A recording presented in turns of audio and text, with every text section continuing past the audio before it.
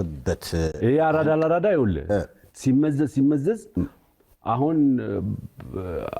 አባም አንገቷን ከተተቻለውበት ብላ እንጂ ስንት ሰው እንደሚገባበት ከዚህ በኋላ አላቅም እኔ በቃ ይታወቃል እኮ ያው ባልልም ለቴዲ ነው ተብሎ ረብሻ ነበረ አሁን ሶስተኛ ከዛ ግን ስቱዲዮ ስናወራ ስንጫወት ገባን በቃ እቺ በቦሌም በመትለው ልግባ ብሎ እንደሆነ ገባንና እሺ በቃ ይሁናል ማለት ነው ይሁን ብለን በቃ ዝም አልን እንጂ እኔ አግኝቼው ሁሉ አላውቅም ቆይ አግኝተህ እንደዚህ የሚያባብልም ነገርም የለንም ከሱ ጋር ግን ዘፈኜ የጠፋሁት እኔ ብቻ ነኝና ግግም ያለው ነው የሚለው እኮ ገግሙ ገባ እኮ እንጂ እንደዛ እኮ ነው ያለው እንጂ